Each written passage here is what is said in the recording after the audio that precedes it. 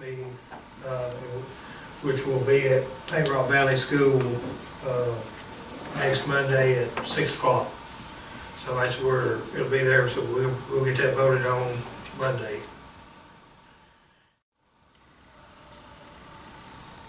All right, we'll move on to HRRR Safety Project on County Road 77, Mr. Campbell. Thank you, Chairman and Commissioners. I love the new space, so I'll do my best. I'm not really sure where I'm supposed to stand, so I'm just going to come close so you can hear me and ask any questions you may have. This HRRR is High Risk Rural Road Program, and it's not an annual program. It is dependent upon statewide fatality rates. So it's those fatality rates trigger federal dollars to go to our state. And so what I'm going to talk to you about is a call for grants that we received back in the summer. We analyzed data from our CARE system, and we applied for a grant for our largest crash data road that fits the criteria of this program. And we learned recently that we were awarded this. So what I'm going to tell you about is the project, how we went through the process of selecting it, how we were awarded it, and if you choose to move forward, it will require a 10% match and a resolution next week. So I'll start back up this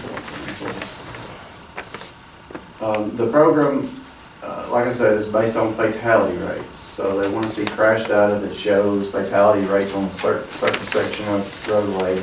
It's not guaranteed, and it's not an every year thing. It's when those rates get to a certain number, it triggers this program and federal dollars to come.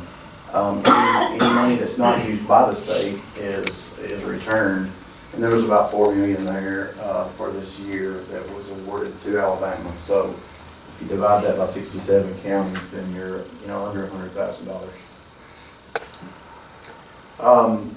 These are eligibility things that they look for in these projects, and super elevation corrections, high friction surfaces, so you can resurface with a material that increases the friction, clear and intersection improvements, minor leveling, shoulder widening, and also your traffic control devices, signing, pavement markers, striping, unshielded bridging. They will allow bridge rail and end treatments on any unprotected bridges. They are evaluated by a committee, so counties like us, they compile information, look at the data, submit projects, and propose countermeasures in that. And so this committee evaluates what we've submitted and the overall need, the effectiveness of what we are proposing to fix this, and then your presentation of what you submitted to them and what you get across to them. So maintenance-related projects are usually a no-go. For example, if we compile list of county roads and we say we want to stripe all these county roads, that's not going to work. So they look for a targeted area where there's a problem. They look for data-driven issues, and they look for countermeasures that will deliver the results to hopefully reduce whatever's going on in that particular area. So large projects like that last bullet I had, right-of-way acquisition, utility relocations, any long drawn-out fixes, that's not going to get it either. So as I mentioned, 90-10 split. They usually don't approve anything over that $100,000 because you saw how much money that the state got off that. And then you have the option of doing it yourself, hiring a contractor, or using on-call bids. On-call bids is basically our annual bids like that we do every year in-house. So you still have to comply with federal aid standards because it's federal dollars we're talking about. And then once the state picks us, we get your approval to do it. Then the feds still have to say, okay, that we're okay with that, and then go. So that's the approval process. So when we made our selection to submit our application, I mentioned it's data driven. Whenever there's a crash on a roadway, then an accident report's done. That's stored in a database, and we can recall that information and analyze nodes of the roadways to look at where accidents occurred. So when we took Jackson County and looked at the highest crash locations in those nodes, the data you see is what we came up with. County Road 21, 42, 67, and 77. So As you can see, 77 is almost double on crashes. There was a fatality in the data years of 16 to 18, and then 5 with the severe injuries. So also in the table you're looking at are primary causes. That's also something that enters into our evaluation, as well as previous projects. So as you see there, County Road 77 was a previous HRRR project where we abandoned striping and were able to actually install guardrail in the severe curve. This is 79 to the county line, but it's head up the mountain to Grant. If y'all familiar with that, 79 south, and then up the mountain towards Swearingen, Dobbins Gap, I want to say, maybe when it's going. So by comparison, the other projects there, 67, that was something that was chosen in years past, and that was when the guardrail was added to the causeway. 77 stuck out when we looked at our data, not just from these numbers you see, but it was all concentrated to the severe curve, and it was all eastbound, so it was all headed down the mountain. It was all speed related, and it was all negotiating the curve. So that's a pretty good indicator to us, hey, your problem is speed, and your problem more particularly is speed in this curve. So that's what led us to target that project being the leader on where those crashes were occurring. So what we proposed was with a $100,000 maximum, that's not enough money to resurface the whole mountainside with a high friction wearing surface, but it is enough money to update the striping to improve visibility and delineate the sides and the center of the road. It is enough money to do pavement markers and traffic control markings, and in advance of the curve, install rumble strips.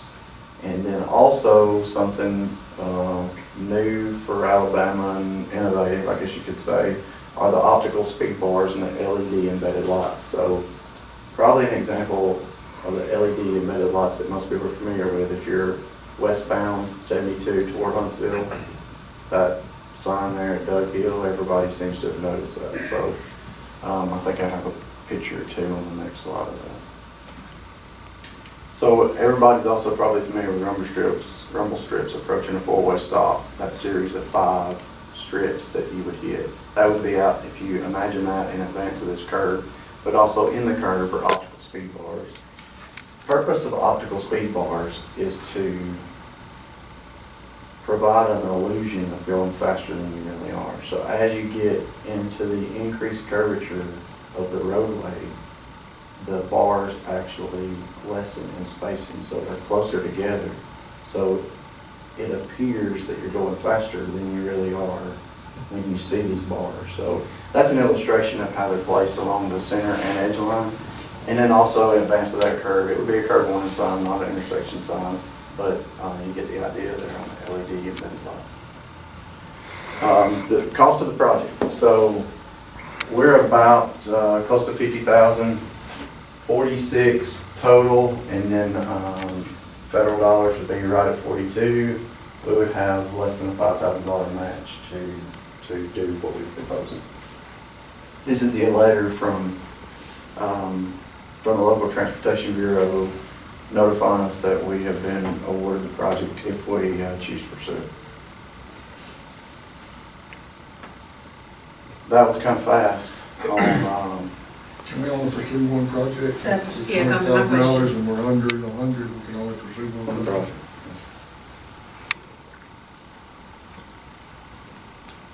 Yeah, I mean, it's your suggestion, I guess, to do this. Yeah, I think this will help our our situation, given the data that we have, the crashes and the curve. I think it would bring driver awareness to that curve and hopefully slow them down. We have been informed that next year there may be 200,000 available. So we'll be looking at projects. And if you think about some of those things we talked about in your districts and areas that you're aware of, please share that with us so we can analyze any data. It should show, when we pull our data sets, the crashes should show, but local knowledge is always going to be. Yeah, everybody good with putting it on resolution to vote on next week? Yes, sir. Sounds great. All right, we'll put it on the meeting for next Monday also. You got anything else, Mr. Campbell? I can go into updates now. Yeah. I have a few photos I'd like to share with you all Okay. about some of the slides. Just another presentation. Standards presentation. The Alabama EMA was with us last week, and we did an assessment, or they did an assessment, and wanted to visit at least one site, but we had a chance to sit down with them, and I'd like to thank Paul and Felix for coordinating that and all they've done to work with us and help us doing this. But we were able to show them the magnitude of some of the slides, and some of this is aerial footage from a drone. So the elevations may not appear as they would from ground level, but we'll get to see them all, and you can kind of get a good idea for the magnitude, I think, of a lot of these. So this is County Road 189. This section of roadway was moving and has moved in years past. But this storm really ignited it with all the water. So what's going on here, you can see the area, the scarp there and where it's translocated. And you can also see where we're trying to maintain one lane of traffic. County Road 189 is one of the only two mountain roads that there's only one way up and one way down. It's just in Putnam Mountain. And so we're trying to do everything we could before this to maintain one lane of traffic, and it'll have to be repaired in the same manner. So the ditch has been piped, and we've made all the shoulder we could against the side of the mountain in hopes of maintaining traffic. What's going on in this picture now, the crews actually had to repair a drainage structure, remove it and install another one on a hill where the slide and broken the structure. But it's 300 to 350 foot long, about 50 to 50 foot wide as far as what's moving. And then there's about a 20 to 25 foot elevation difference from the roadway to the next bench down in the profile. Another shot there overhead, you can see the power line is directly under the excavation area that we'll need. And you can see on the track hoe in the foreground that the scarp is all the way up to there, and even below here. Another shot, just looking at the different angle that you couldn't see from the other one. Elevation difference of where it's broken loose in the scarp and slid. County Road 93 near Bryant. This is a linear wise, this is a very long slide. It's probably a quarter mile earth disturbed. Some of these areas, it almost looks like a flow. It has characteristics really more like a flow than a slide. Like it basically,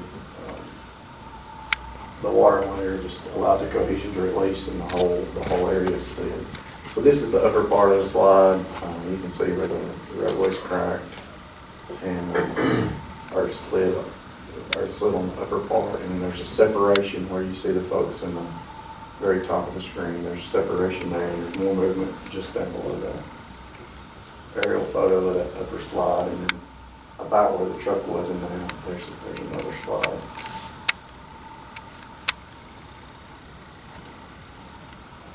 That's the top. And then the other section you saw earlier was the middle, and then there's a lower section that's coming up.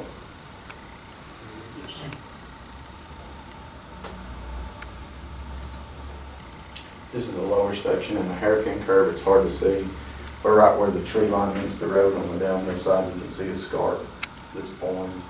It looks like it follows a driveway, and when you're on the road, that's what it looks like. You can see that same road is to the left. And that house and that curve, There's a residence back in there.